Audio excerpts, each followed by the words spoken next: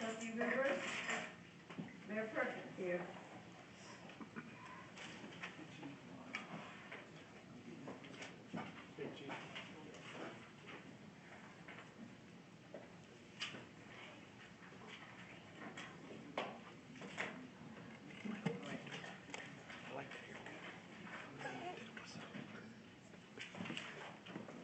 Lucille Resin? Okay, this time for public comments, asking you stay within your 3 minutes, come to the mic. You don't have to give your address, but we're requesting that you give your name. Thank you. It's gonna be interesting to see how you're gonna vote to lower the liquor license annual business fees and raise our taxes. It's gonna be interesting to see how you're gonna vote on that.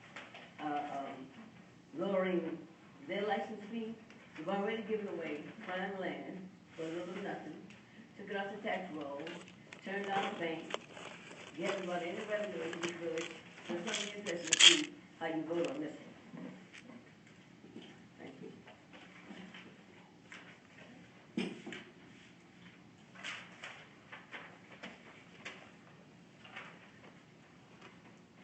Robert Jones?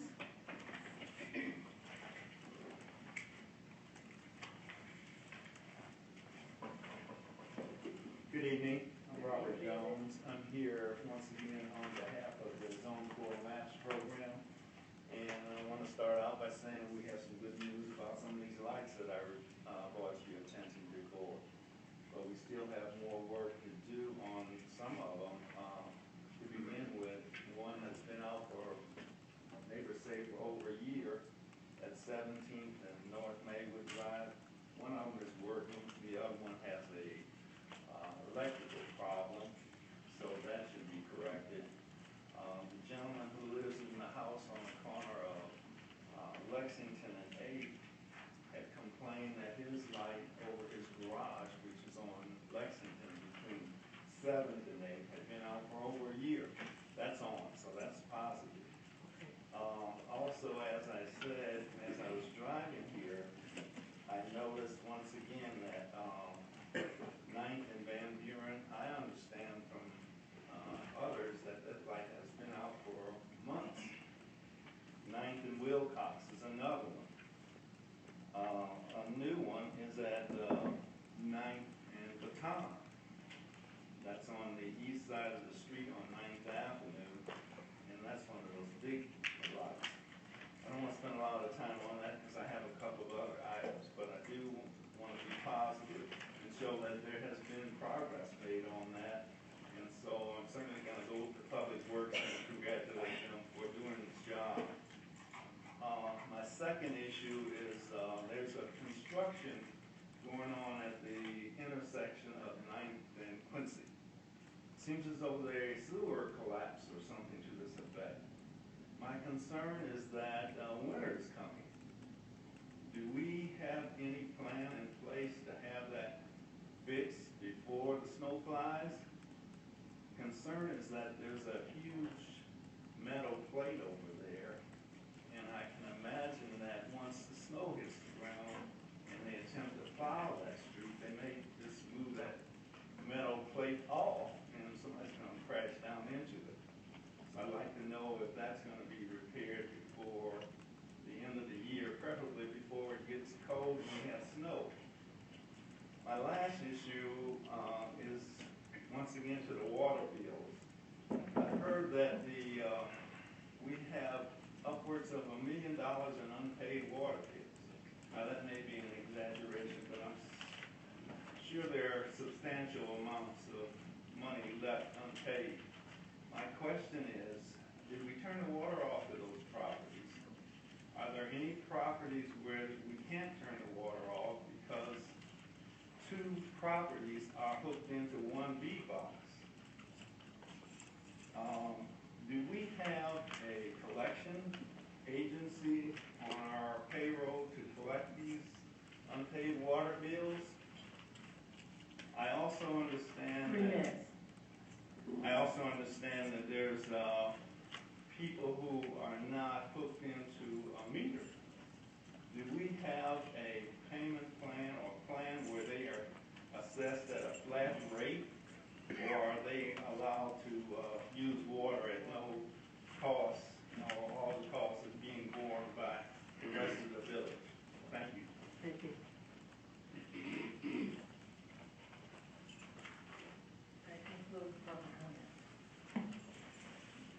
Clerk. Right? Yes, thank you, Mayor. Mr. Jones, thank you very much for your comments. In regards to the lights, I know we have been working on, as you indicate, we did get one up and running. We will put these items on the list to make sure it gets addressed. I got each one of the properties that you made me aware of. In regards to the property at 9th and Quincy, I will look into that matter regarding the collapsed sewers, try to get that taken care of. I know we do have contracts that are working as repairing sewers, so I have to get back to you on that one. In regards to the water bills, yes, we do have plans in place for water bills. If people, obviously, if people water, it gets a certain limit. It is shut off. Yes, we do work out payment plans with them. In regards to when the water is being shut off, we just make sure that payments are made, arrangements are made for the water to get turned back on. As far as if we have people, you indicated that there's two properties running along 1 meter. We have some areas in town like that. Yes, if you have 1 meter running to 2 properties, then if you turn one off, obviously you cannot turn it off for the people that's paying. So we do have some of those properties that's like that, yes, but we have to just come up with a method of trying to recoup payment if those people are behind.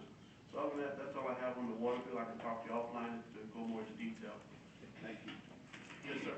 And just, one follow-up, I believe the village does have a collection agency. It did have an arrangement with somebody, but beyond that arrangement, later on in the agenda, page 2, we're going to be discussing the Illinois State Comptroller Local Debt Recovery Program. That's a program that exists that allows municipalities to collect debts from, people that owe them money. If the resident is due money from the state, the village is able to collect money that resident owes the village by dealing with the state directly. And so that resident, instead of getting $100 from the state that they're owed, they would get $100 from whatever the debt is that's owed to the village. That's how the program works. It's almost like the state under this program is the village's debt collector. So that's a program that's out there that the village would be looking at to implement. Thanks, Mike. First item under public item is number 5, Mayor's Report. Under the Mayor's Report, we have discussion discussion regarding proposed backflow program. Pardon me? Did I skip one? I'm sorry. Pardon me. We're still under public comments. Next item, number 4, approval of minutes for the Legal License Ordinance Committee for Wednesday, October 29th, 2014.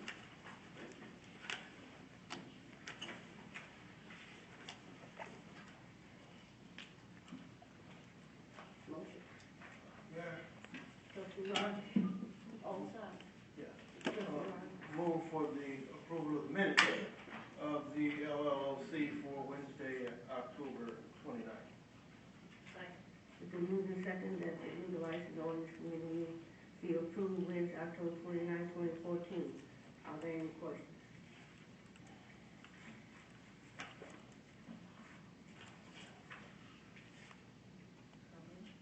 Call the roll. Trustee Jayhoff? Aye. Trustee Doris? Aye. Trustee Rogers? Aye. Trustee Lightfoot? Abstain. Mayor Perkins? Aye. Motion carries. Item 5 on the public items, the mayor report. On the mayor's report, we have item number 1, discussion regarding proposed backflow program. Found in the packet on page 9. Mark Lucas provided a program, a suggested program. The mayor has requested that we look for ways to help residents that experience backup in the basement due to flooding. And this is just a rough draft program that we're proposing to the board tonight. Mark, want to elaborate on it?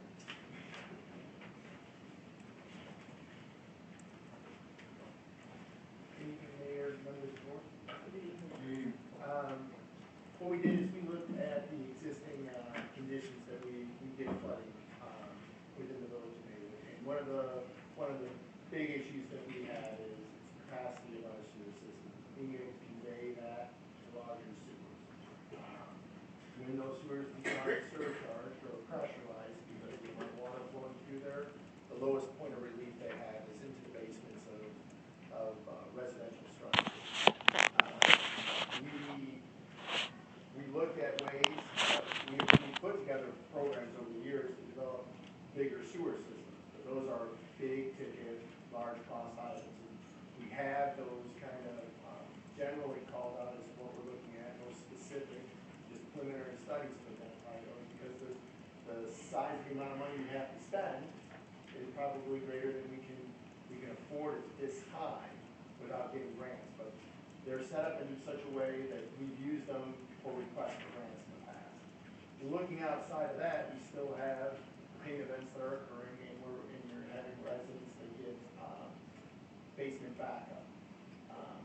Reducing the amount of basement backup would assist not only the residents but also the village, because the village spends quite a bit of money in cleaning up what the residents put out to the side. In the past, we haven't been able to get funds that assist the village with recuperating those costs. Now there's the county flood mitigation plan out there that, the village is going to adopt, and that'll help in making those funds available, but there's no guarantee that they'll be coming in any particular event. What many of the surrounding communities are looking at is similar to what the mayor had mentioned previously and other board members have mentioned is there a way to stop water from backing up into people's business? And there are programs out there. They vary in the sense of scale that a village might participate in. Some put out the information to the residents, and it's an informational packet for residents to be aware of ways they can protect their basement. And others have taken the next step to say, we'll participate in some of the funding of that. And what I did is there's the Village of Broadview, which the Village of Brookfield, the Village of Grange Park, those are all clients that we had. The Village of River Forest had a tech belt program at one point. These are all kind of versions of the same charter. When you look at them, they're all generally of the same theme. What kind of systems would the village allow if they were going to establish a program to defray some of the costs, and at what level would you be defraying the cost at? What we did is we took the general programs from Broadview, Brookfield, and Grange Park, and we kind of came up with just a draft for the village to start the discussions. There's not recommendations to dollar amounts, there's not recommendations to what items you would participate in, but certainly all these items are what are typically included and things that the village could consider when putting together a program. The way we outline the program is there would be basically 3 types of systems the village would allow. What it allows is a scalability of protection. The first system would be putting an overhead sewer. That's the most expensive system out there. You convert basically your house from a gravity system to a pump system, and then you pump it outside into your existing sanitary line. There is already a built-in check valve within that system because of the pumps. They tend to be the most expensive, and if we're just talking the system and not restoration of whether a basement is improved or unimproved, those systems can range from about $8,000 to $14,000 depending on how much internal piping has to occur inside of a building. What you do get on a system like that is typically you will not see sewer backup. There's a guarantee that you will not see sewer backup occurring in that system. The next step down from there would be to put a check valve in the either in the outside or inside that has a bypass pump in times when the check valve is activated. So basically, the system acts as a gravity system, as it does now, but when the water builds up on the street side, it closes the valve so water can't back up into your system. But to allow you to still use your sanitary service for the domestic waste you're producing during that event, you have to be able to pump that out around that system. So there's a bypass pump in there that's only used when the system is backed up. The third, and those options kind of will range in the area between $6,000 to about $10,000, depending on the type of system you make. The third system we looked at is just simply a check valve.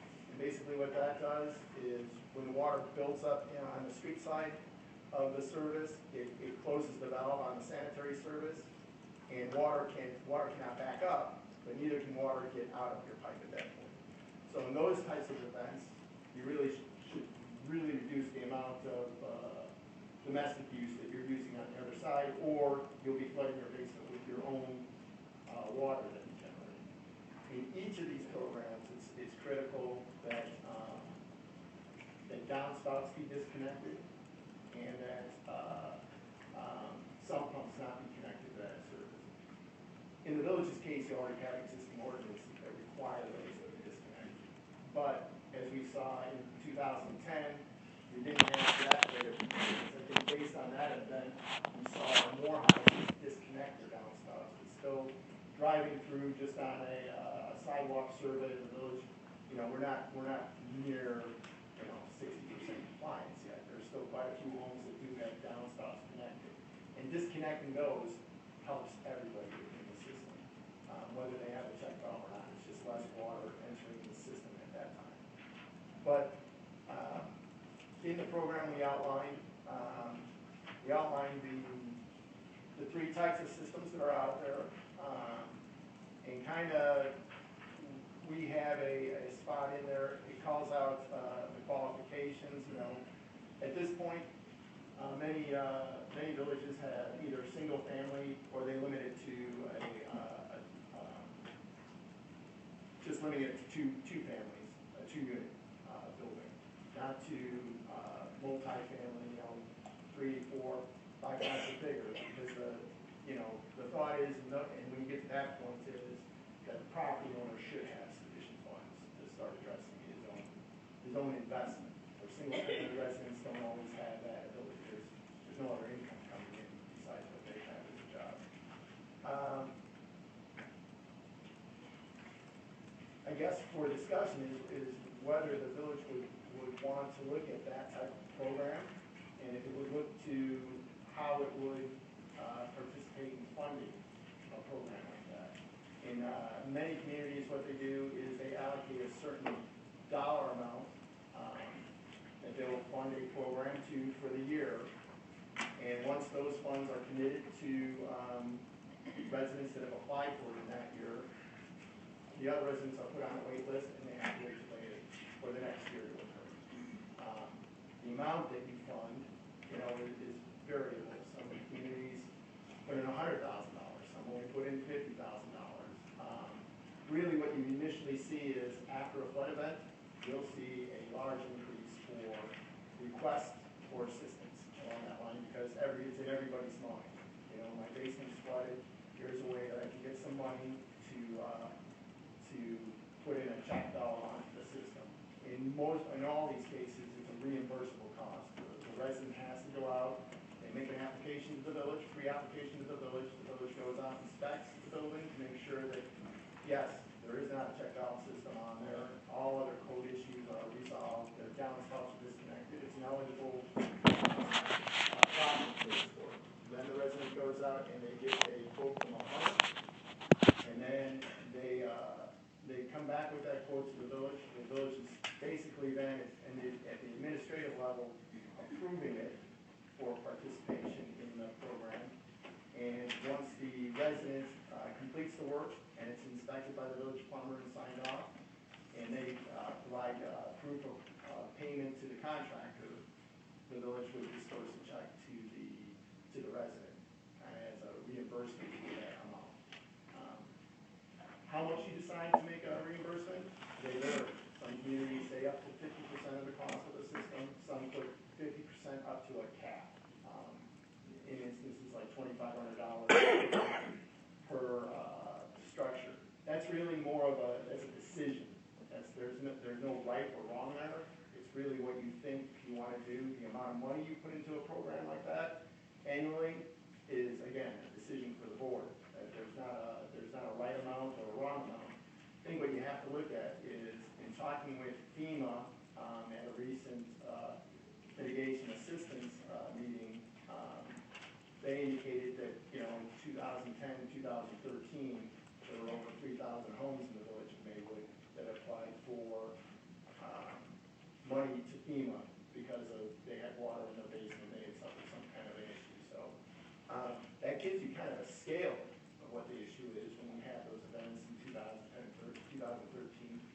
we know outside of that, this year we had events, that we had, flooding occur. We have it in our own police station in those circumstances. So we know that it's not just big events that we see, basement flooding occurring. Maybe the duration, depth, or the area that's affected is slightly reduced in some of these lesser storms. But it's still an issue overall that we're aware of residents that do have that issue. Again, it goes back to the capacity of the sewer system. It wasn't designed that way 100 years ago, and it's not something that we can easily just make an improvement on. We're talking, tens of millions of dollars to do that, versus if you look at 3,000 homes, if they were spending $5,000 each to do those improvements, it's much less than those, the $35 million, $40 million you'd have to expend to make a big infrastructure improvement. So, I guess our draft is a open discussion to see if you want to implement that program. We have the reach out, the information for residents that you can put on your web site as far as making disconnections to downspouts, about the types of flood protection that's there. That's all available. To make that readily available. Within these programs, we have the various, what each village used for various forms, as far as applications, as far as ordinances even. Those are kind of all jumping off. Those are all readily available. It's very, depending on what you decide to do, it's really just editing the information and putting it here. So it's kind of a quick ramp up that you can do something in. It's more of editing. We can give you the information. You guys can edit it yourself. That's kind of the basis of what we have here right now. I just want to ask one question. How much is the backstroke prevention bath and the price on the other two? How much is that? Those can vary in price, but $3,000 to about $4,000, $4,500. Depends on the system you pick. Some are better than others, but some of the better ones can't be applied to all services within the village because it requires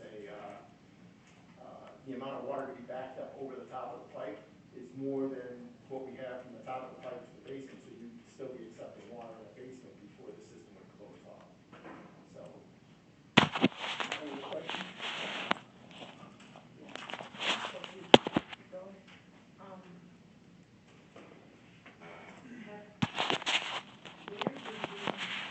If we were to do something like this, where would the funding come from to assist with reimbursing a resident?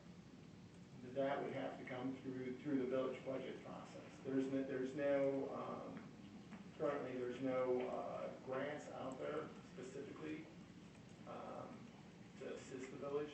There's not FEMA funding available to implement this program. There's not state. It affects all combined communities across the country. It's really a really big issue. But you'd have to identify that through your budget process if you wanted to implement that. Okay, and then I see in your packet, permit fees would be waived. That's just in one community waive the permit fees. Not every community does waive the permit fees. The thought behind waiving the permit fees is if you're participating in that cost, even the smallest amount you participate in, that's, you're going to participate in, let's say, a system that costs, if you decided to reimburse up to 50% for $2,000 and a system costs $4,000 with the permit fee, you're reimbursing half your permit fee anyhow. The permit fees are usually fairly low. They're not big ticket items anyhow, so it's another little perk that you can do, but still they all have to be permitted. It's just a fee that you'd be waived, but you don't have to. That's, again, it's an optional item. Some communities say yes, some communities say no. And then my last question is, the companies that, would we provide, if we were to do this, a list of companies that the village would be willing to work with? And I only say that because if our inspectors have to go and make sure that everything is right with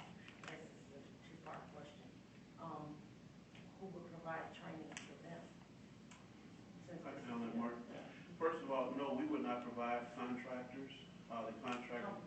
The companies that's doing the work, what I would suggest that the homeowners select whatever contractor they want that's licensed and bonded, and also licensed through the state. That's number one. To answer your question. Two, we're already performing inspections now. We, meaning we have a licensed plumber on staff performing these inspections for these types of devices that's being installed currently now.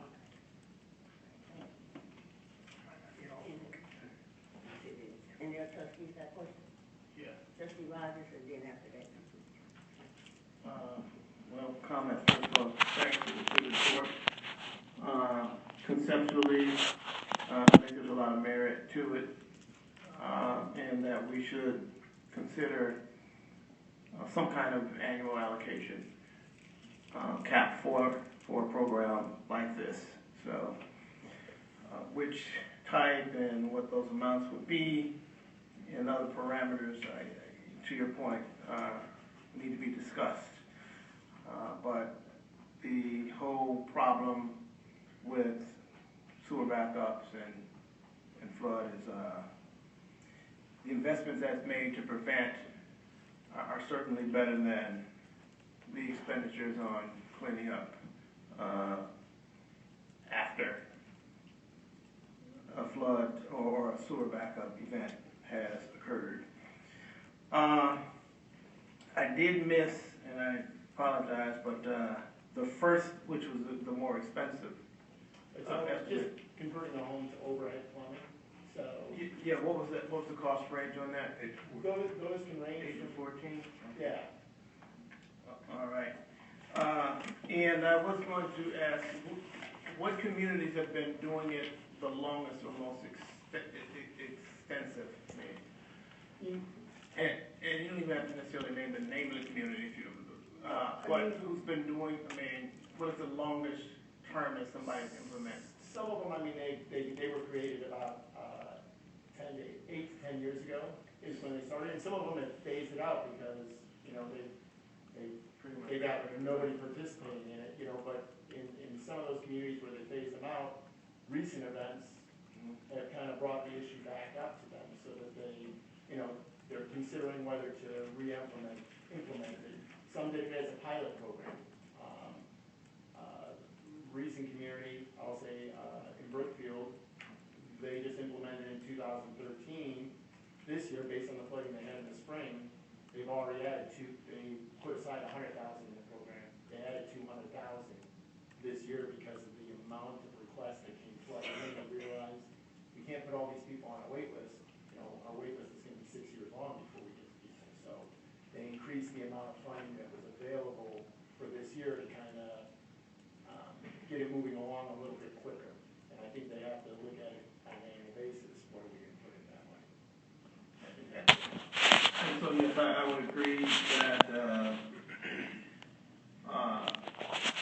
having allocations of funds set aside on an annual basis would make sense. But the communication part is also important because for those who either did not apply or were not selected or didn't make the cut, just the information about using check valves or the third option. Right.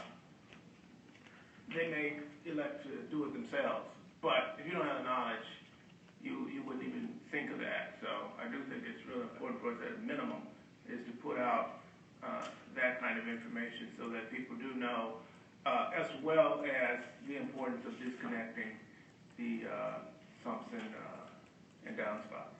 Certainly, and that outreach part can be readily quantified for the village. Yeah, just one consideration. I know with my experience with these programs, I know one community looked at bidding the check valve work, and while it's not always everybody's basement, everybody's plumbing isn't the same, I know that there was at least one community that I had worked with who looked at having the municipality bid out the check valve work, so there was a consistency in the price that the resident, could pay since the village is reimbursing a portion, because the thought was if we just left it to every plumber, somebody may come in and get a $5,000 check valve, and somebody else may get a $1,500 check valve, and the check valve work may be identical. And so, to avoid that, one community looked at, hey, why don't we just bid the basic check valve work, spec it for a basic connection based on, the housing stock, the typical connection. And, if it was more complicated than that, the price would be different. But if it was a typical connection, there was going to be a uniformity in the price, which would help, keep the cost down for just the business. Just a thought. Any other questions, trustees? Any comments? Mayor, Trustee Rogers? so then would the next step be to make sure that we put something in the budget discussions? Or Mark, is there an interim step that you would encourage us to do as an engineer? I mean, I would put together the outreach package, so that you can post that information on your website about sewer backup in general and some systems that are available to assist residents, while, in the meantime, while you develop your program as to whether you're gonna give assistance or not. I mean, that's probably putting the outreach and the information into residents' hands, at least they know there's options that they have to look at their homes.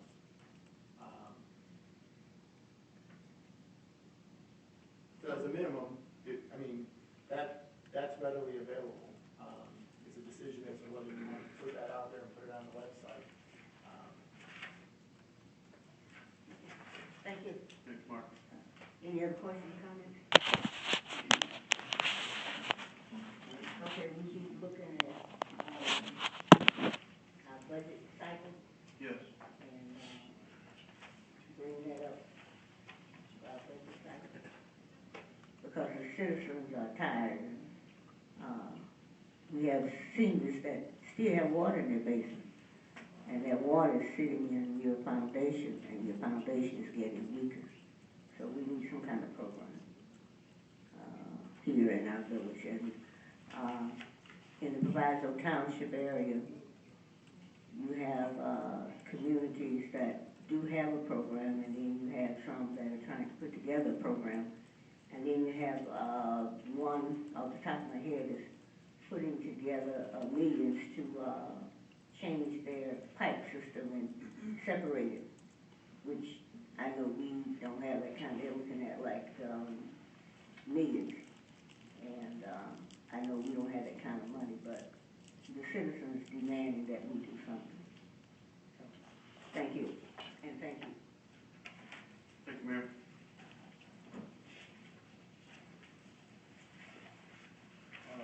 We're on the agenda item B, manager report. Before I dive into the manager report, I just want to make the board aware we will not have a quorum on the 18th, which is our next scheduled board meeting, November 18th. By us not having a quorum, which the board meeting is that Tuesday, I'm requesting the board would like to reschedule that meeting for Monday, 17th. That one we can take care of that.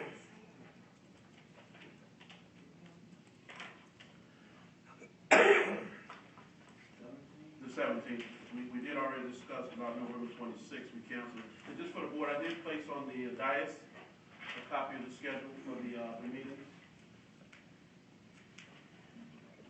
No, here, 26 is not. Pardon me? You don't Oh, have. no, it's not on there, but we did discuss it. 26th, we did discuss canceling that one. Okay. Because that's the week of Thanksgiving. And that, we already gave direction on that. Question is for the meeting for the 18th, which is Tuesday, is it okay for the board to reschedule for Monday the 17th?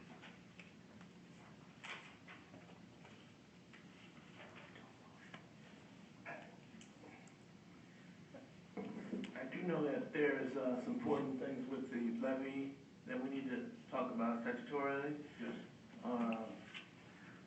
Monday's not my favorite date, but I don't know that there are a lot of options.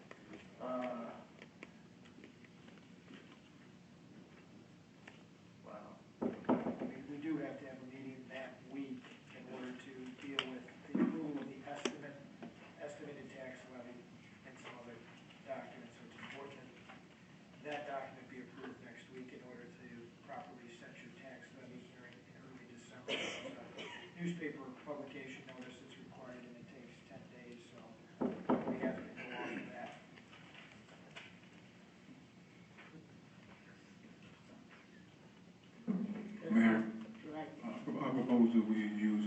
17th, go to the next meeting. Instead of the 18th, we use the 17th because we're all going to be out of town.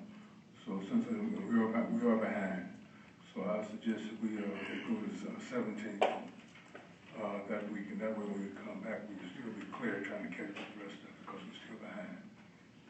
And with that being said, that meeting will start at 6:30 as we discussed the last meeting. 6:30. 6:30? 6:30, we're following with special board followed by LLOC.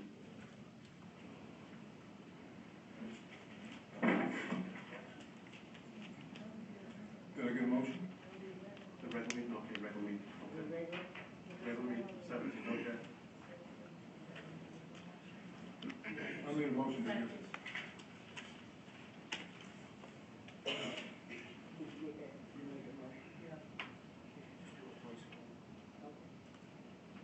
All those in favor? Aye. Any opposed? Motion carries. Just to repeat to the public, next board meeting is Monday, the 16th. 17th. At 6:30 p.m. 7. I thought you said 6:30. 6:30. It'll be 6:30. Yes, that's what we discussed last meeting, yes.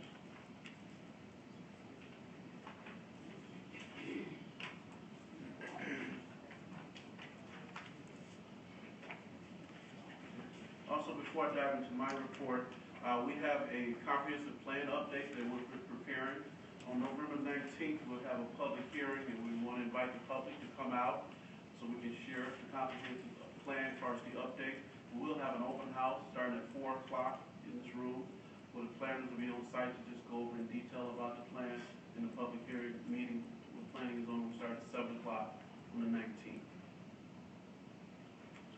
First item we have on the manager report is discussion by the Maywood Housing Authority to reduce the number of board and commissioners. We have the Maywood Housing Authority representative here. They contacted me last week and requested to be on the agenda to discuss this matter regarding the number of commissioners. We have Flowers here, the representative. Thank you. Thank you. My name is John Flowers, and I am the chairman of the Board of Commissioners for the Maywood Housing Authority. And as such, I'm here with some of my colleagues, and we would like to thank you, David, and the Mayor Perkins, and the Board of Commissioners, the Board of Trustees, and the residents of Maywood for allowing us this time to speak before you. One of the issues that we have, it's actually twofold, is we have been operating for the past year with just 5 members of a 7-member board. We have 2 vacancies which we have not been able to get filled. And the issue that we sometimes run into, it has not been a problem, but it has been an issue at times where we don't we have 2 members missing, where we're unable to have a quorum and we can't conduct our business. It is also my understanding that at one time the board was only consisted of 5 members. And so we would like to request that it be reduced back to a 5-member board. This way, if we do have an occasion where we have a couple members who cannot be there, we can still conduct business with only three members present. The second issue that we would also like to bring before the Board of Trustees is we would like to, we have one commissioner, Commissioner Castile, whose commission has technically expired. He is going from month to month because he has been gracious enough to continue to attend the board meetings. But we would like to ask that his commission be reinstated so that, he is an official member of the board. Unofficially, he's still working in that capacity, but we would just like to ask that his commission be reinstated. Chair, any questions? Any questions?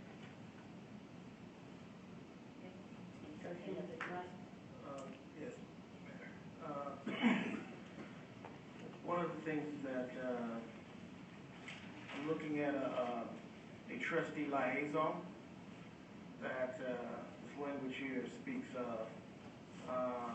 I'm not sure who's serving in that capacity. Who was that? liaison, one of the trustees from the village board is to serve as a liaison to the Maywood Housing Authority and attend those meetings. If I'm looking at the correct, which is subsection 31.23 of the Maywood Housing Authority code. So, To my knowledge, at the time, they didn't have anyone that was doing that. What you have on there, the only official people that you have on that board, not counting that individual, is Donna Flowers, Diane Williams, Donna Flowers, whose term runs out 1/11/16, Diane Williams, whose term runs out 7/17/15. Mr. Taylor was replaced. Vanessa Rankins, whose term run out 4/20/2015. Daisy Black, who resigned. Terrence Jones, who went to the Park District and he resigned. Shirley Abel replaced Alex Street, and her term runs out 7/19/16. And Mr. Castile is the person, and like I said, didn't want to bring this up, but he's the young man that, as you know, 400,000 disappeared from the housing, and they have an insurance policy that I informed them that they should have been going after to replace the money that disappeared in their watch. And I tried to get a meeting with you, Ms. Flowers, when the person came there, but no avail. And I sent letters requesting to see if the people want to be reappointed. And I like to say, first, the board feel that they are the mayor. Now I have a commissioner who feels that he or she is the mayor. You have under your watch 400,000 missing, and what about the insurance? One person admitted that they gave a woman a check, but still signed this check. No audit has been done in 3 years, and you have a problem in getting a form, and that information should have been brought to the board, so therefore we could deal with that. So that's the problem I have. I expressed that I would not want to change, because you talked to me, I saw you at the Park District, and you said about a meeting. I told you I had tried to get a meeting with you to no avail, and you said you wanted to change the board down to 5 instead of 7. But as I explained to you, I did not want to change the board. And then you wrote a letter to Mr. Myers requesting to be put on the agenda. So my thing is, are we taking care of what? And then with the audit, you got receipts missing that's not available. So my thing is this, under the circumstances, and like I said, with the person admitting that he wrote the check and gave the woman money that did not belong to you all, and he still signed checks, I have a problem with that. And I know the people in the village of Maywood would have a problem with that. So I would not be reassigning Mr. Castile. I saw him in the store and he asked to be replaced, and as I informed him, I attempted to replace people on the board, but the board did not accept the people that I was bringing in. So that was part of what, and I told him as soon as I can get that done, I would be replacing him, because he said that he comes when y'all need him to come. And I understand you all have a problem with some of the people not showing up for the meetings, and they only meet once a month, but yet still you have a problem with some of the people that are not. So if they want to continue to serve on the board, then they should let us know. If not, let me know, because I'm the one who would do the replacement. Well, with all due respect, Mayor, you have been misinformed. Many of the issues that you are talking about did not happen on our watch. It was prior to most of the members who are currently serving on the committee before we arrived.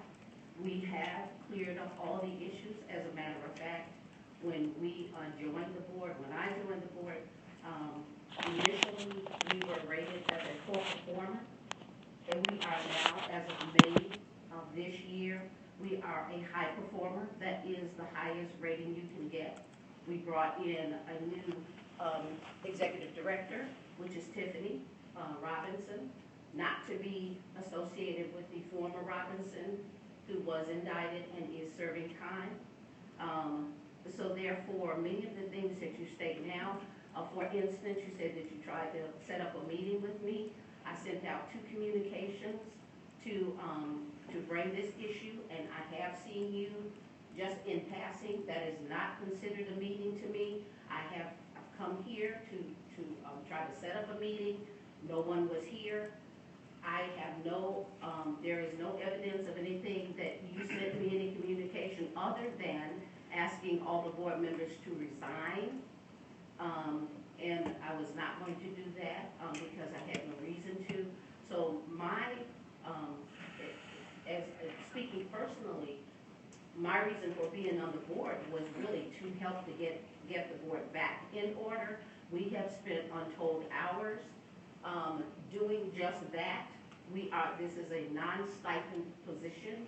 We do not get a dime for any of it, and we have spent very long hours, many meetings, and we have not had a problem with having people to come to the meetings. We have been having our meetings. I said occasionally we might have a problem with having a quorum, but that has not been the rule. So I don't know where you're getting your information, but I do want to tell you that we have a very dedicated board. As I said, we do not get paid for the work that we do, not even a stipend, but we have been dedicated to doing this. Tiffany staff has worked endlessly to help to turn this commission around, and Maywood Housing Authority around, and we have done that. And I would say that there is no way that we could reach high performer if we had not done that. Okay, now, the last 3 audits have not been done, 10, 11, and 12. Now, Castile been on there since 06. He's gone. Higgins, but she's deceased. You've been on there since 11. Diane Williams been on there since 08. Rankins has been there since 2010. Black has been there since 5. Black is no longer there. Oh, that's right, she's resigned, I apologize. Terrence Jones resigned. And Miss Abel, she was brought in 11 and she was reappointed to 16.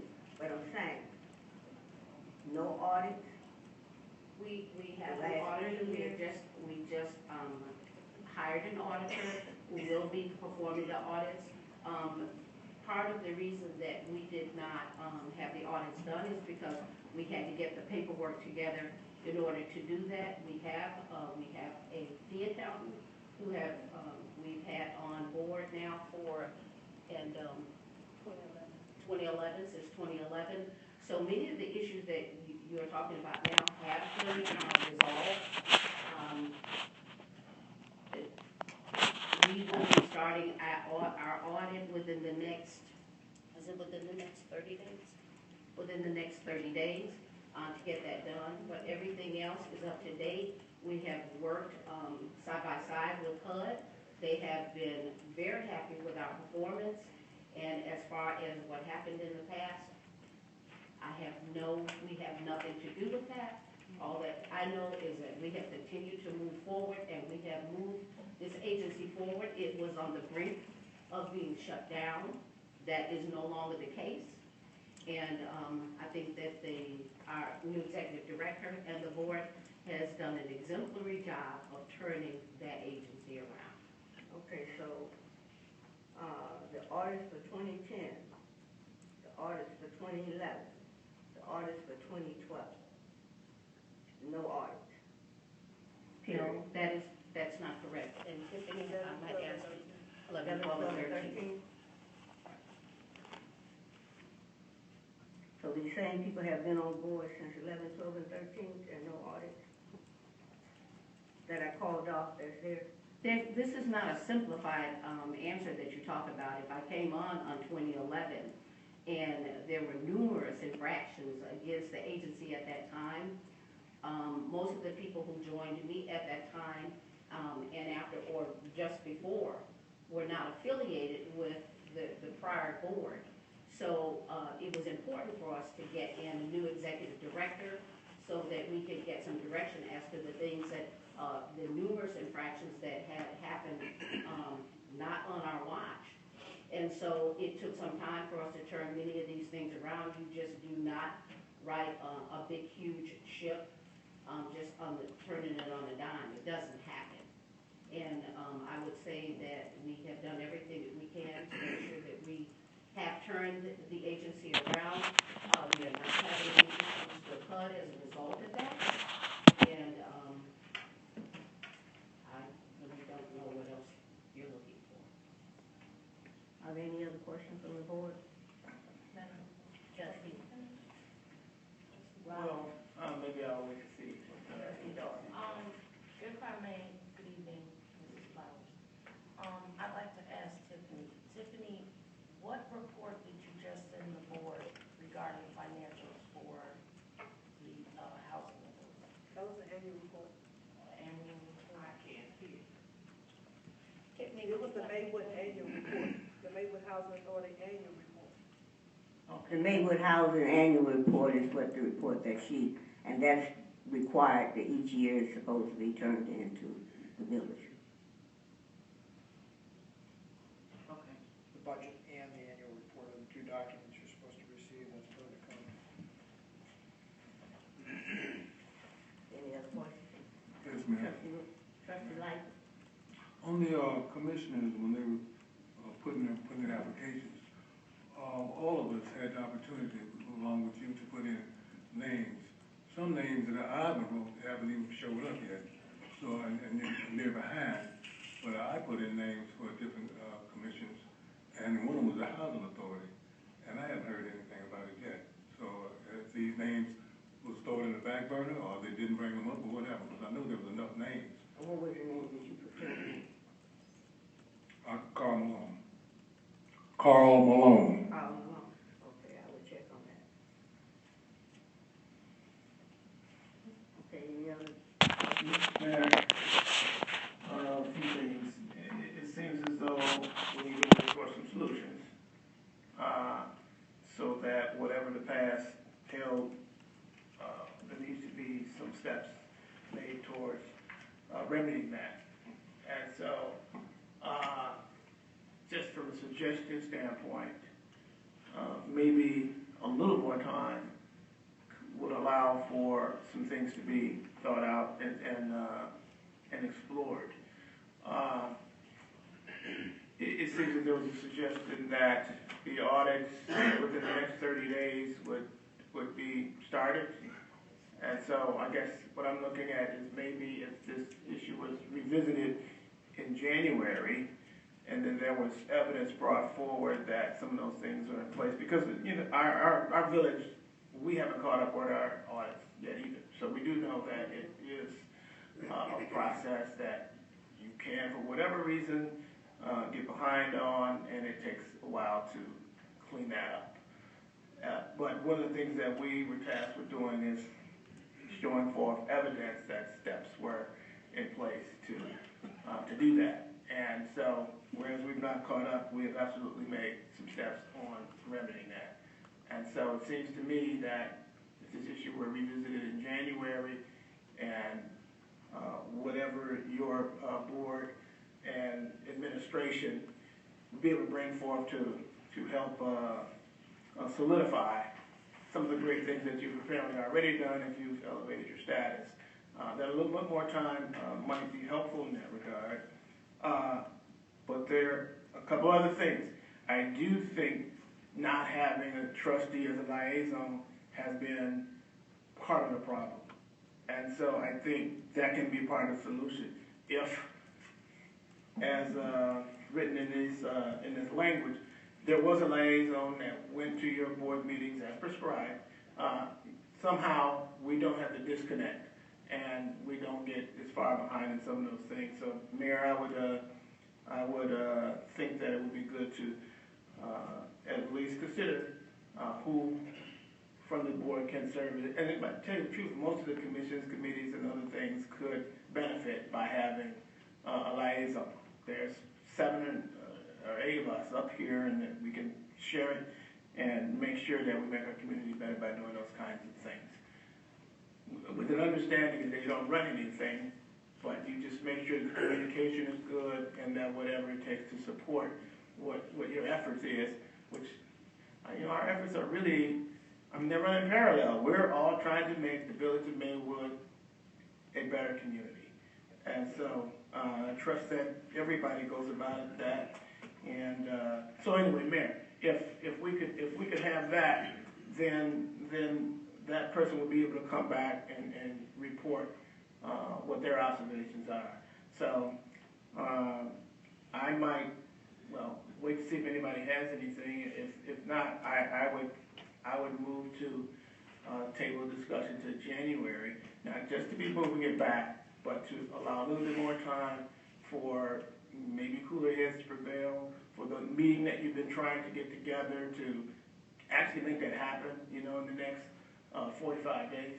So, and begin a new year on higher ground.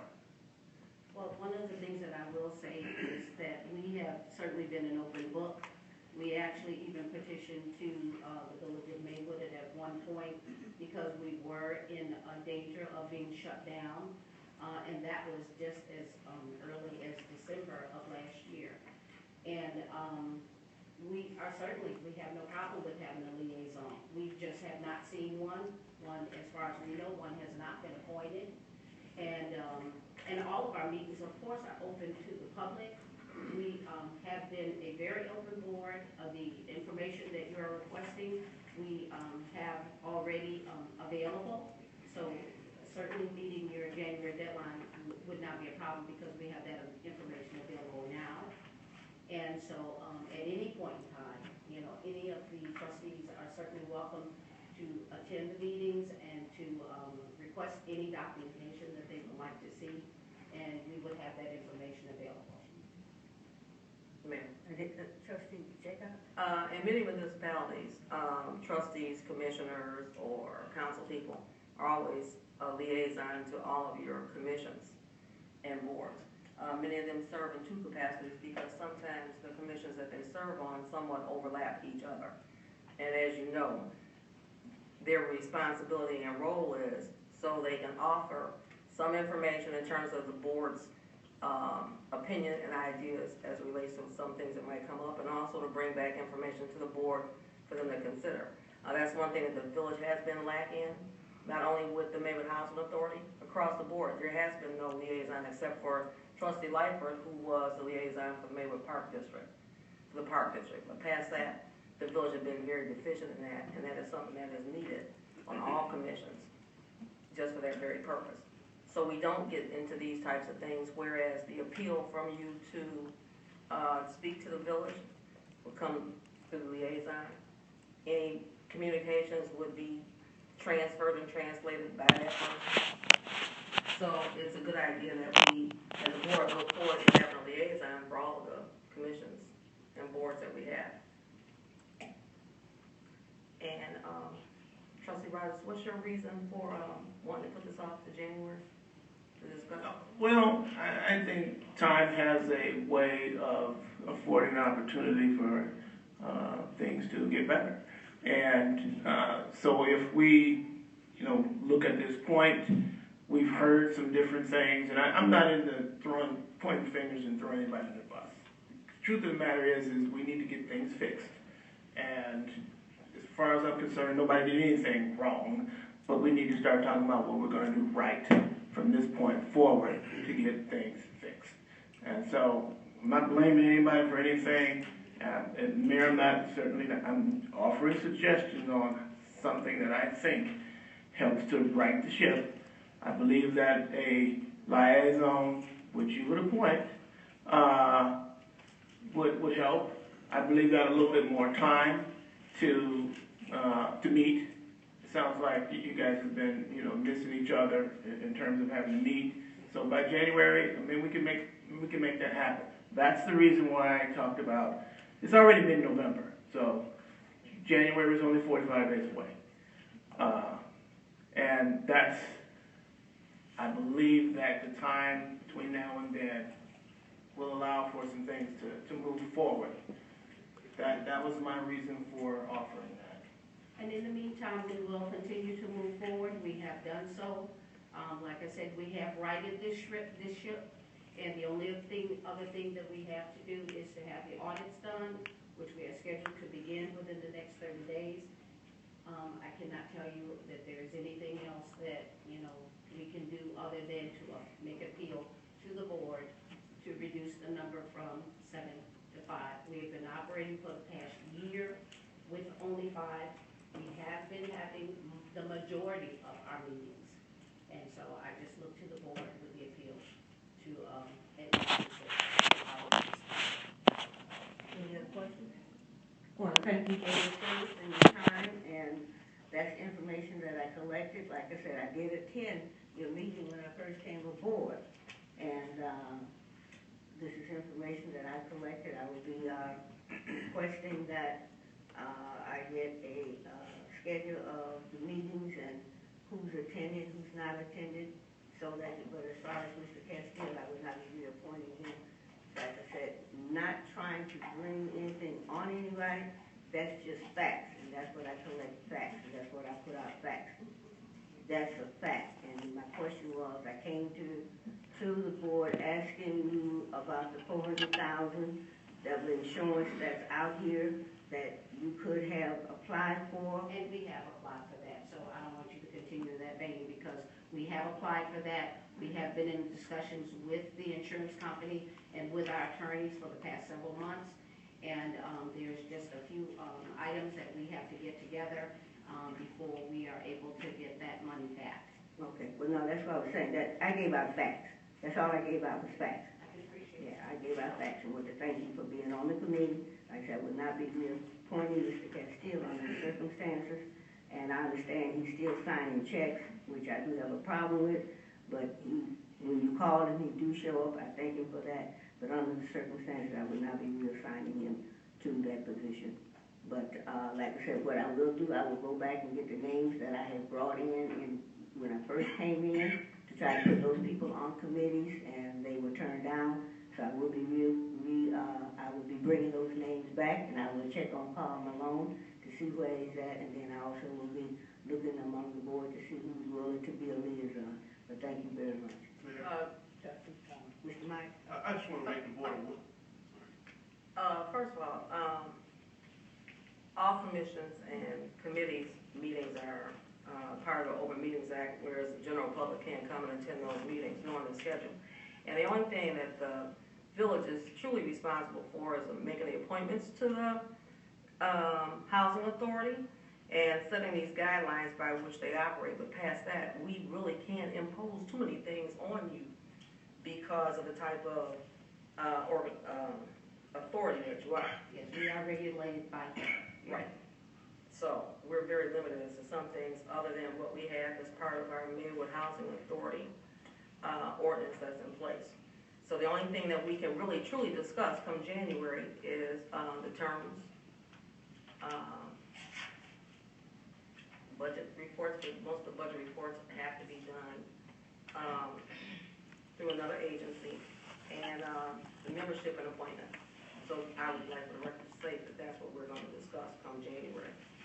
Well, and I haven't moved it yet, but Mayor, then I would move that this item be placed on the first LLOC agenda in January for consideration of these matters. Well, as it relates to 31. Well, first of all, it is a committee meeting, so I don't believe it needs as much structure as it would if it were a binding action meeting. But for consideration of the appointments, the size of the board, the designated liaison to the Maywood Housing Authority, and did I miss a critical item? Well, the audits is not, we don't control that. Although any evidence of anything that you do good would help in making a favorable decision. We've done quite a bit that's good, and So I'm happy to show you that at any time. I moved that it be tabled to January, placed on the LLOC. So, if nobody seconds. Second. It's moved and seconded that this matter be tabled to the first LLOC in January. Questions? Call the roll, please. Trustee Jaycox? Aye. Trustee Doris? Aye. Trustee Rogers? Aye. Trustee Lightfoot? Aye. Mayor Perkins? No. Thank you very much. Carried. Thank you. Thank you.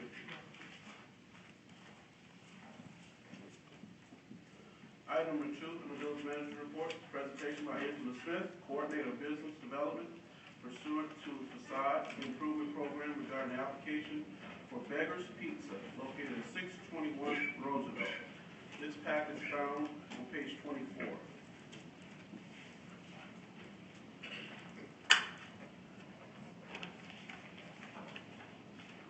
Good evening. This evening I come before you in regards to a new business we have in our town at 621 West Roosevelt Road. Beggar's Pizza is opening a new location in Maywood, and unfortunately they have been the victim of vandalism. Which is why this facade application comes before you tonight. Mr. Rossi has actually started probably about 2 years ago looking at different locations in the western suburbs. He finally settled on the Maywood location and is starting to do the renovation. We have noticed that along the Roosevelt Road corridor, there has been a couple of acts of vandalism as far as I think BB guns to the glass windows of some of the businesses, and therefore Mr. Rossi would like to participate in our facade improvement program in order to rectify the damage that he's already received before his business is even opened in our town. We would be asking for a reduction of Roosevelt Road TIF, a reimbursement to Mr. Rossi for his windows and for his signage in the amount of $3,325.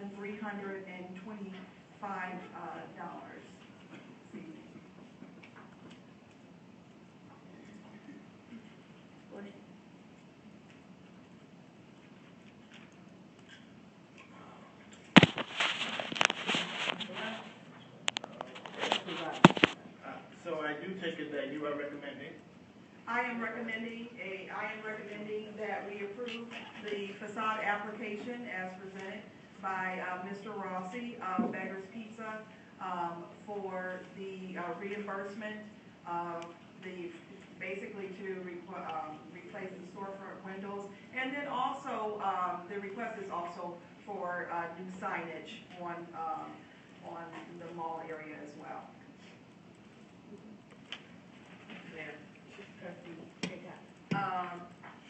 I'd like to make a motion that we drop the TIF ordinance to take this $3,325 out for this from the Roosevelt TIF fund. Second. And we can second that we use the Roosevelt TIF fund for an amount of $3,325. Are there any questions?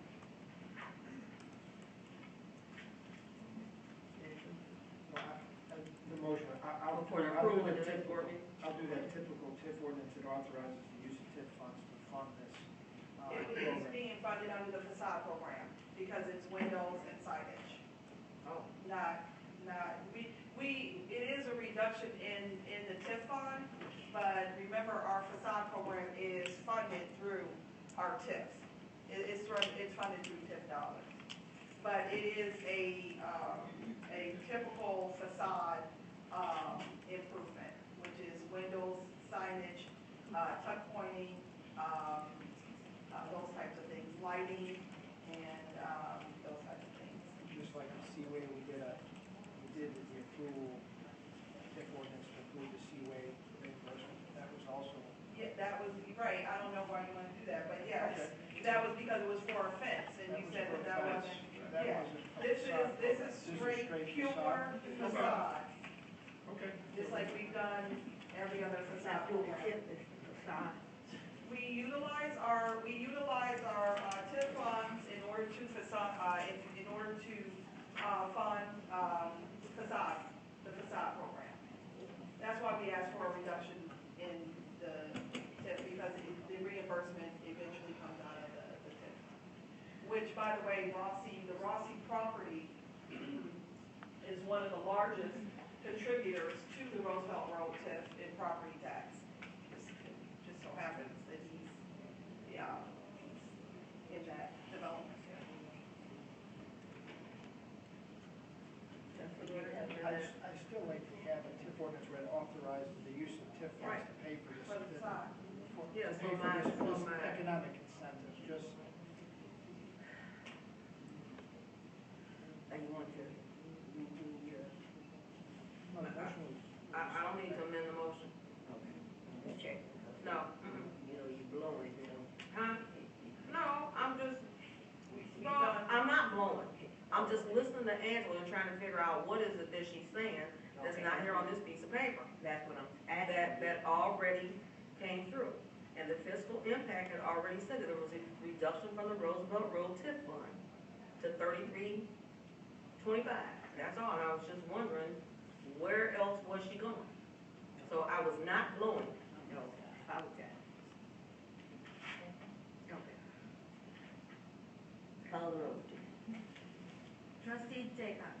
Aye. Trustee Doris. Trustee Rogers. Aye.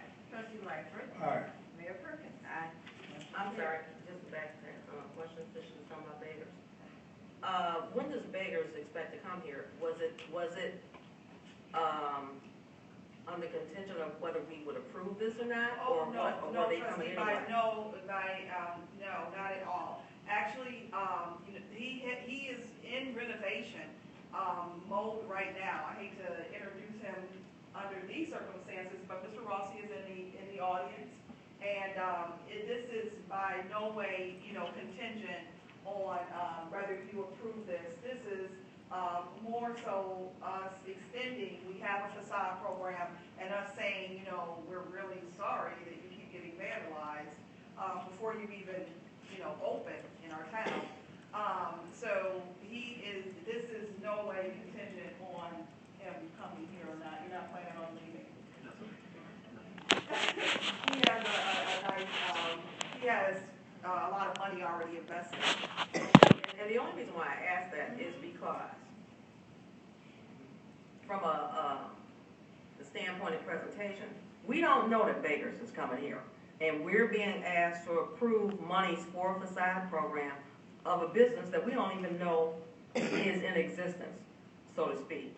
Because businesses come here and we don't get that information in terms of who is prospectively coming here for us to make good decisions. Whereas I don't have a problem, because I certainly would not want to turn Baker's or any other business that wants to locate here away without us doing our due diligence. But it would be nice if we would know as a board what prospective businesses are coming here in the event something like this comes up and we want to move ahead, and certainly encourage them to stay here and do business here. So I'm just saying, for us, this is putting the cart before the horse. Because for all intents and purposes, we don't even know that Baker's is coming to Maywood. Well, it was in the newsletter. But in the newsletter, but I'm just saying, we as a board did not know that. And certainly those types of things should come to us before it even hits the news. Why should we find out through a newsletter? Right. And we sit on the board. Thank you. We'll do a better job of providing reports to the board for business coming. Mayor, Could I ask, Chief County, if you could stand and give us some information about the vandalism there on Roosevelt Road, please? I wasn't aware of it like that. I don't know about the rest. Sure, I was aware of it. I personally have patrolled that area. You probably noticed about a month ago, I sent you budget allocation. It was one of the things that you removed from the initial board meeting packet, you know, and the part of that reallocation was to authorize an increase in part-time officers. As you're aware, because of the Omnibus Healthcare Reform Act, we had to decrease manpower to 29 hours for part-time employees. We had brought to the attention of the board early in my career here in Maywood that we wanted to take advantage of a location that was right on the Roseville corridor as a just a sub-post, and we were planning to staff with part-time officers. I have, in the sense of authorized anytime the department doesn't have prisoners downstairs in the housing facilities, the part-timers are supposed to go out to all the business areas. You know, businesses down St. Charles, businesses on Fifth and on the Roseville corridor. And that's how we're handling it from a managerial standpoint.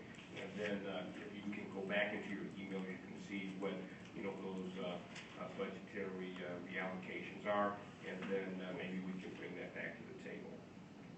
And congratulations, sir, and know that I am, you know, looking out for your interests. Thank you. Okay, did we complete this? Okay. Thank you, Angela, and thank you, Rossi, for And- coming to make and welcome. with you. Item 3 on the village manager report is discussion regarding reducing the liquor license annual business license fee. It's found in your packet on page 39. Just a little background, this request came through the police department in regards to reducing the liquor license fee that we charge $10,000 to $6,000 one-time reduction for calendar year 2015 for the business license. What you have before you is the board did direct this proposal to go through the liquor commission, and the liquor commission came back recommending approval on this matter. Any questions? Mayor, Trustee Rogers? is this a unanimous recommendation? Yes. Chief, could you come to the mic? You're talking about the people on the board? Yes, we have one abstention, Commissioner Mary May Larry, Dr. Mary May Larry, she abstained. Oh, okay, well, that goes with, But that goes with the. that goes with, Okay. yeah, no, that goes with, Oh, I apologize. yeah, no problem, no problem. With And that- I'll just give you my intake on this, too. When they voted to change this, I voted no, because I didn't feel it was fair to the business to jump from, I think it was 2,500 to 10, and the basis that they used was that they were having problems with the various liquor places that business that was operating. And to make a correction here, it was 5, and I see here we got 6. So that was I just give you my intake on it since it's a legal license. I voted no for them to raise it in the first place, and I went, and when I first came here, I went to the north side of Maywood and met with some of the business people over there, and they felt that it was very unfair because of the fact that they were not getting the service.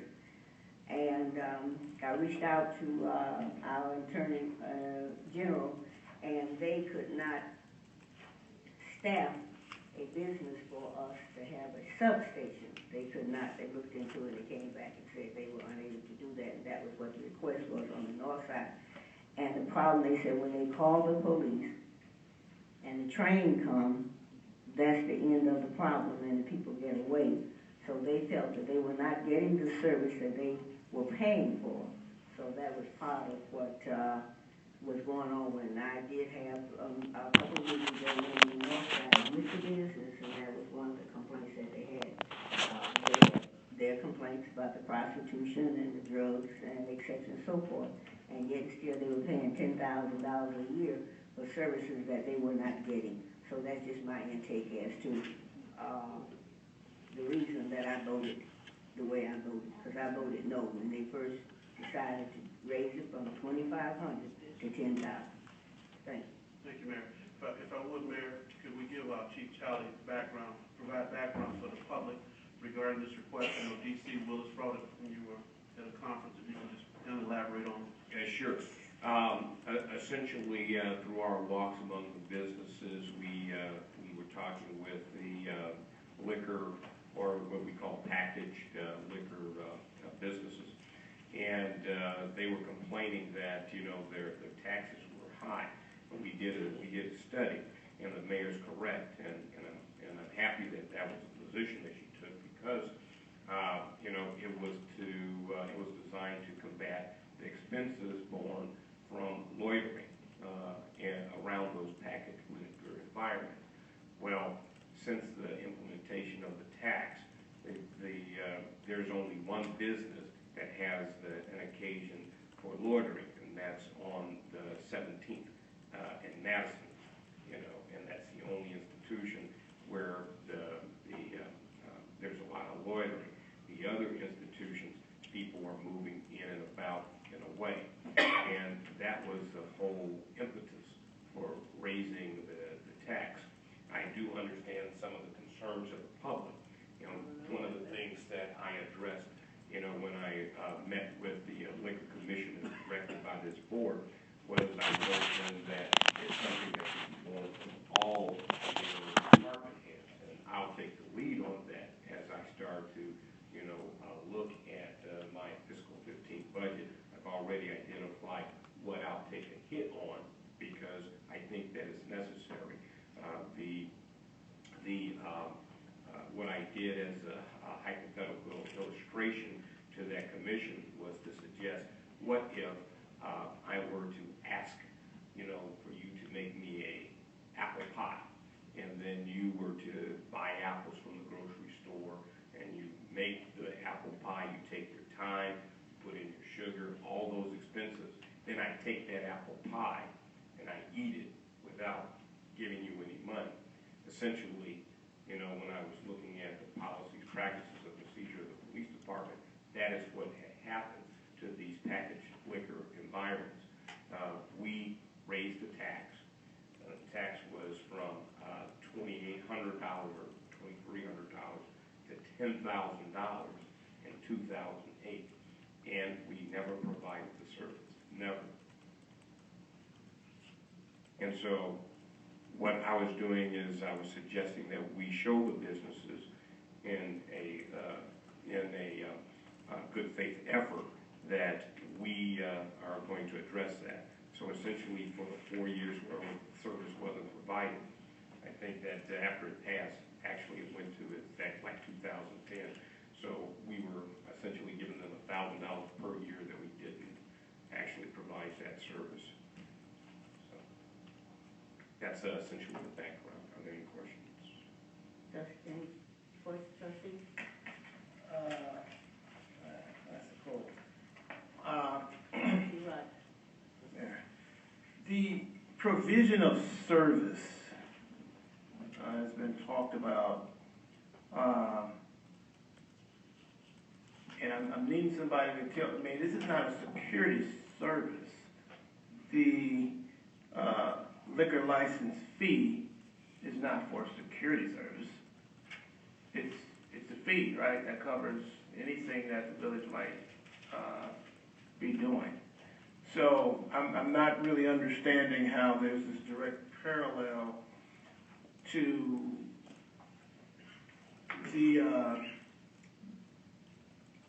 it getting more expensive and service, a security service, or when you pay a fee, it covers the whole range. When you pay a tax, it covers the whole range. It's not just for security, it's for everything that is a part of that. So I don't know that they're necessarily that shortchanged directly based on. And I would agree with you, sir.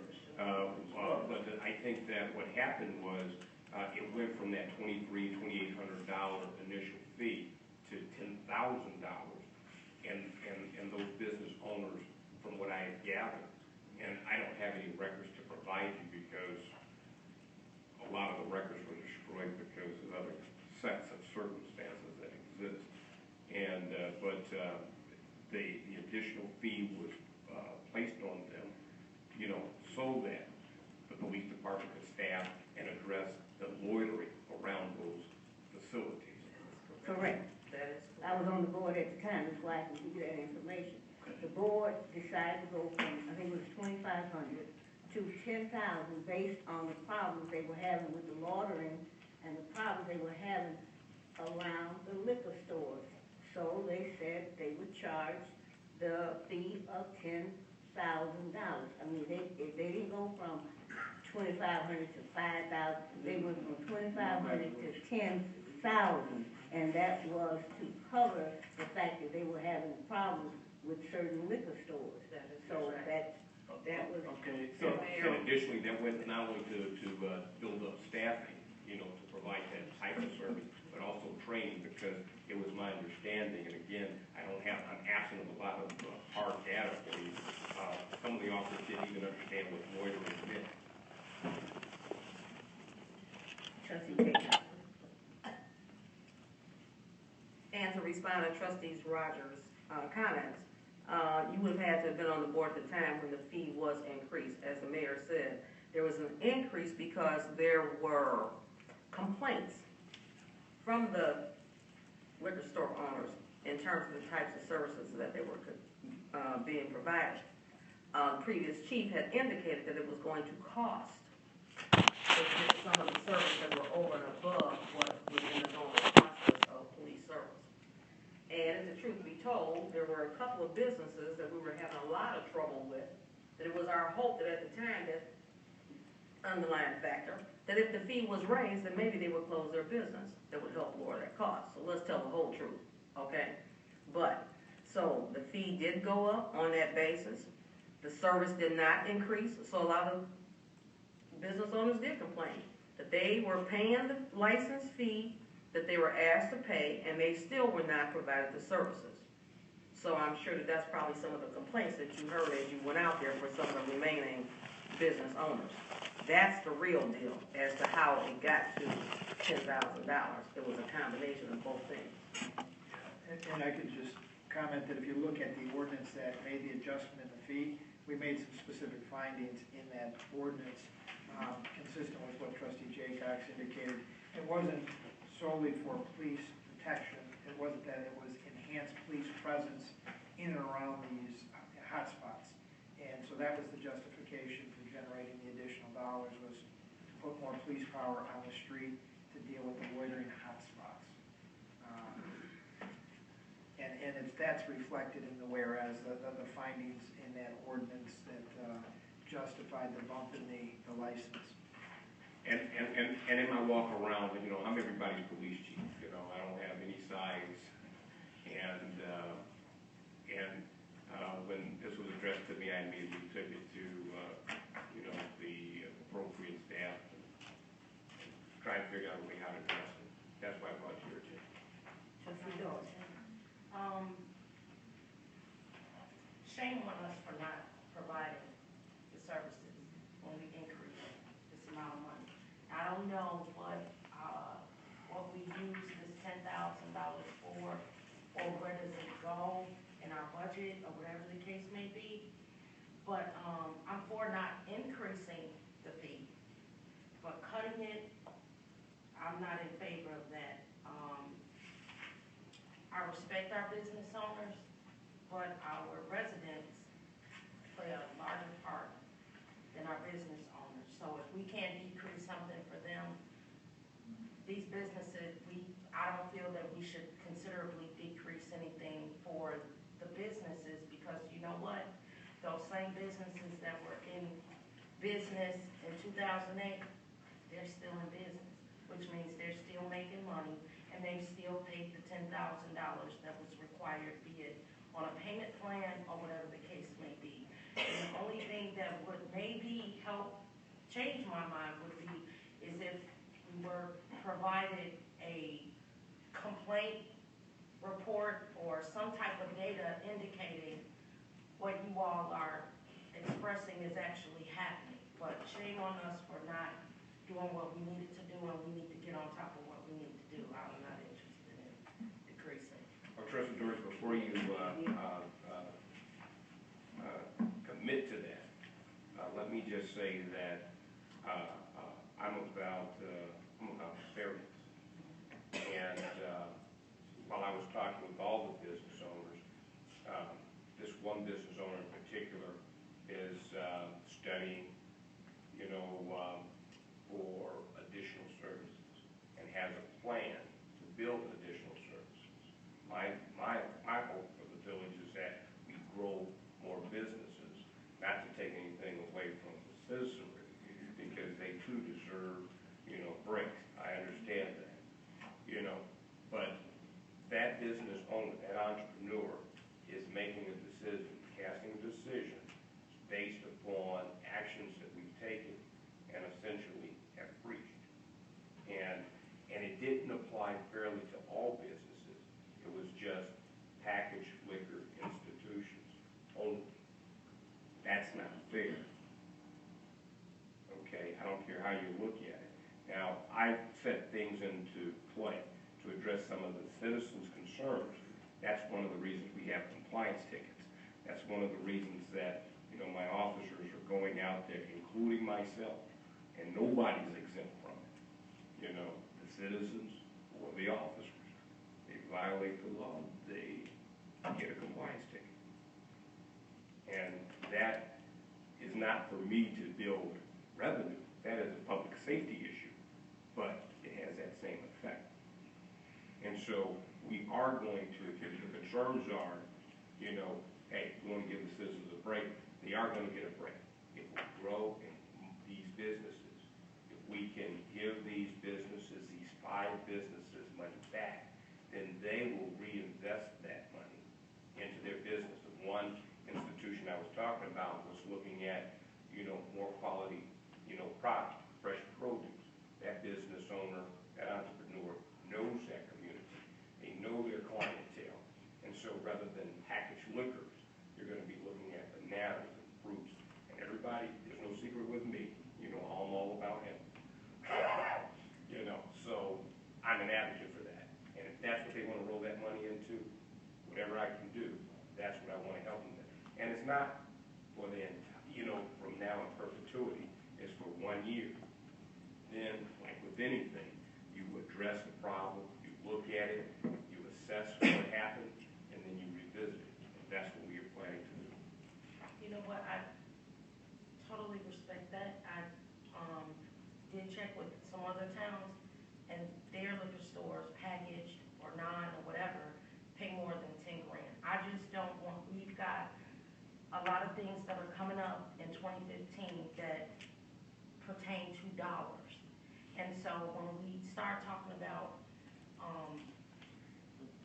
cutting and, and something that could possibly help our finances, I'm just not in support of that right now. Other business owners in other towns are paying that and more. Mayor, this is a recommendation for a temporary reduction of the Class B liquor licenses for 1 year. Certainly, this is at their recommendation. I'm going to make a motion that we move to the full board for approval reduction fee from $10,000 to $6,000 the next regular board meeting. Second. Then we just second that we move this to the full board from the reduction fee of 10,000 to 6,000. Are there any questions? On the recommendation of the liquor commission. Per the recommendation of the liquor commission, are there any other questions? Any questions? Call the roll, please. Trustee Jacob. Aye. Trustee Doris. No, Trustee Rogers. Maybe we used to do that. Trustee Lightfoot. No. Trustee Mayor Perkins. Just nobody's taxes for no banana. It passes 3-2 for purposes of moving it up. Thank you. Next item on the agenda, number 5, update from the Cook County Office of Independent Inspector General. Just to remind the board, in the agreement that we have with the Inspector General, they are to provide reports to us. At this time, there are no reports for this upcoming meeting. For now, there are no You reports. skipped item number 4. Excuse me? You skipped number 4. I'm sorry, Mr. Wyman, I'm sorry. You're not supposed to stay on. Well, I'm on 5, that's okay. Item number 5, in regards to that, there are no reports. If anyone want to add anything, Well, yeah. Jaycox requested. I was the person that requested it, and I would much rather hear that update, even if it was that, from them. Because if I had some additional questions as it related to our passing of them continuing service with us, I would want to be able to ask those questions of them, and that's why I asked them to be here and not to deliver their report through you. So I would like this to appear on the agenda again, because it's those types of things that make us determine whether we're going to keep something in this village as part of an ordinance or get rid of it. So respectfully ask them to have someone present to deliver the report. Okay, we can find out if they're available. Let's hope somebody's available. Other than that, we might need to reconsider what we do with them. Yeah, my apologies. Item number 4, update on First Avenue and Lake Street remediation project. It's finally tackled on page 45. Engineer provided a quick report regarding First and Lake. What we have here is some areas that's still contaminated that needs to be removed. And what they're requesting is, from a contract standpoint, of $22,215 for the removal of the items.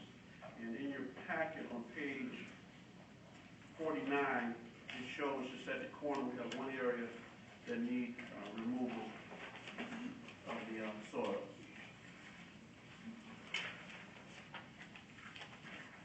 When you approve a change order, you have to have a templated change order ordinance, something you've seen in the past. So if there's support for these 2 change orders, I would put together that templated ordinance. And we can have that ready for Monday. We could have that with the appropriate findings that are required. Are there any questions? Mayor? Trustee Rogers. Okay, so they need to do 8 feet of excavation for that area, is that what I'm saying? Yes. And they replacing that? Yes, we put more soil back in, yes, after they take out. Okay. And so this includes the waste hauling, always? And that's anticipated to close the, yes. And is there going to be, or has there already been, a letter of, is there no further remediation letter on this, or is that coming after? That'll be coming after this, that's why we're cleaning the site. Okay.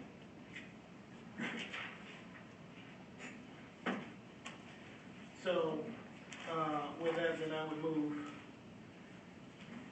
to authorize the change order in the amount of $22,215 as necessary to make the remedies for remediation at First Avenue and Lake Street. Second. That remediation of, you said 22,000? Yes, $42,215.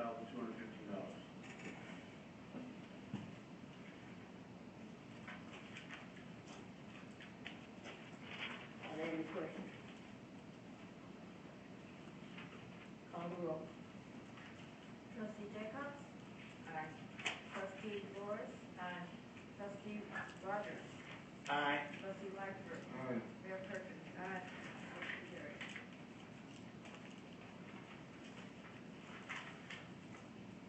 Item C, Attorney's report.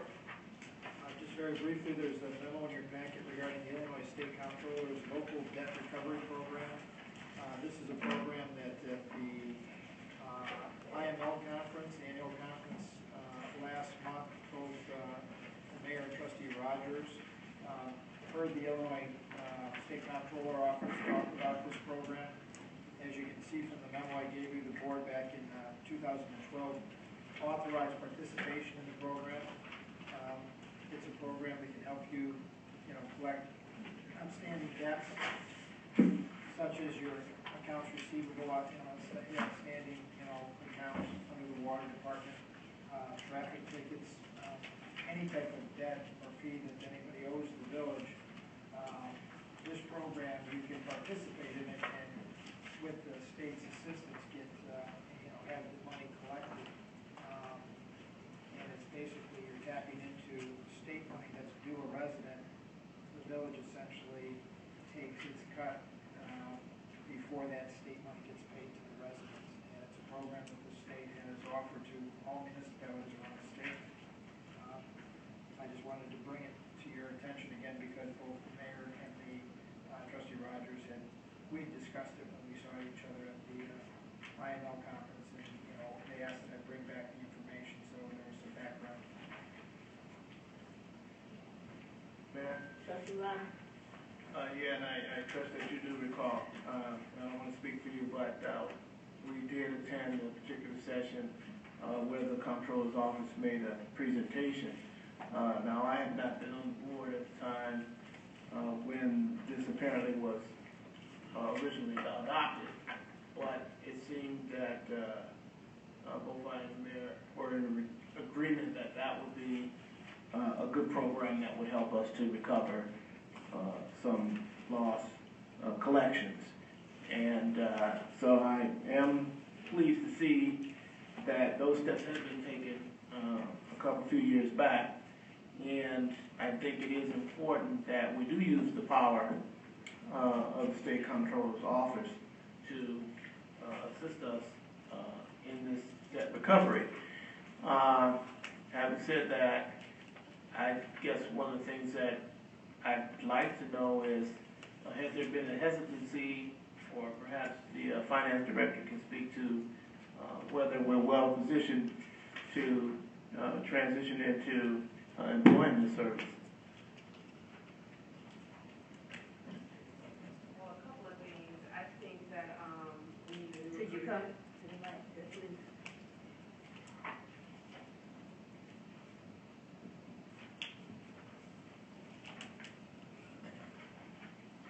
The last time I spoke to a rep from the state, they had not received the agreement. And because there had been an election, they were of the impression that we needed a new agreement because the old mayor wasn't, in office anymore. So that was one thing. Another thing is that they had changed their system of how you would import the data to them for them to, gather it and then to impose the fine. And that's something that they had been working with IT to make sure that it would be converted and able to be sent to them. So over the last year, or whenever we moved it, 2 years, I think, we have not gotten any revenue from the state. So right now, I think we need a new agreement. We need a new agreement, and IT has been in contact with them since you've seen them at the meeting to make sure that we, go online. There's been some changes in who is working with the village. I've talked to a couple of different people, and the first person who was initially working with the village is now back working with the village, and I think that's the gentleman that you saw at the conference. Matt Ryan? Yes, he had passed it on to a gentleman, Joe Frost, and it just never worked out. I think last July they switched their system. They were in the process of switching their system, and nothing has materialized. And so one follow-up, Mayor. Thank you. Is that it did seem to have a lot of promise. And the towns who had been utilizing it spoke very highly of that, and it really paid off for doing that. And to my knowledge, it's either no cost or low cost to use that that approach. So we need to get ourselves positioned for that. And Mr. Jones, I think this really answers one of the things that you brought up when it comes to the collection of water. But this isn't just for water, though. I mean, these are indebtedness in general. And so it's nothing like, the state would be able to essentially pull that from resources directly. in a way that we would not be able to approach. So that. Any other questions?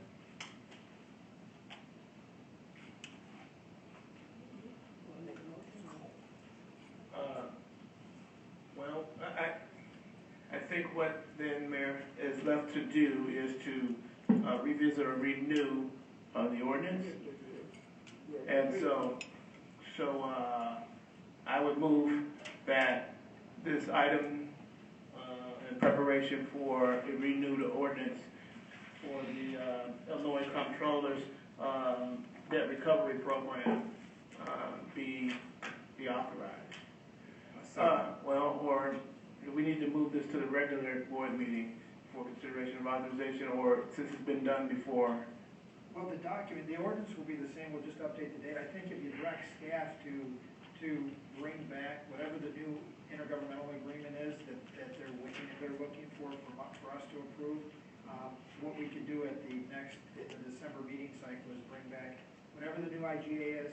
We'll have that ordinance from 012 updated to 014, and if we reapprove that IGA, then once that's done and signed by the current mayor and clerk, then it's just a question of getting the IT component all, hooked up. Why don't we start there? So for the purposes of my motion, though. I don't think, I'm sorry, trustee, I don't think there was a new agreement, it's a new, a new computer, import, export that they did. I think the agreement language is still the same, they just need one. If they never got our 012 approval, then we should probably just reapprove what we had in 012 Right. with this current With the new board. signature. And so my motion then is to place that on the agenda of the next available meeting for consideration by this board. So exactly what are we placing on the agenda for the next An ordinance to approve the intergovernmental agreement between the Illinois Office of State Comptroller and the Village of Maywood regarding access to the comptroller's local debt recovery program. Okay, and so that is my motion, that we place on the next available agenda, authorization for intergovernmental agreement for the Illinois Comptroller's Office loan, debt recovery program. The move in second that we be placed on the agenda. The move that recovery. Call the roll. Trustee Doris? Trustee Rogers? Aye. Trustee Ryford? Aye. Mayor Perkins? Aye. Motion carried. Item 6, other matters. Under other matters, what I placed on the dais is a packet here. It has a cover letter from the fire chief. And this item, the agenda went out before, but I just want to propose to the board, get your take on it. This request is just disposal of personal property. We have about 3 furnaces, 3 air conditioners, and a water heater that is currently at the fire department. However, those units have been pulled out because of renovation. In other words, it's no longer in use. We have a letter from the architect indicating it's past its useful life. And whenever you have village-owned property, the proper steps is to dispose of surplus property. That's the village and by the village board. So what I would like is direction from the board to have this matter placed on the board to dispose of these items, because they're huge items and we just want to sit them out. We want to go through the proper channel of having them disposed.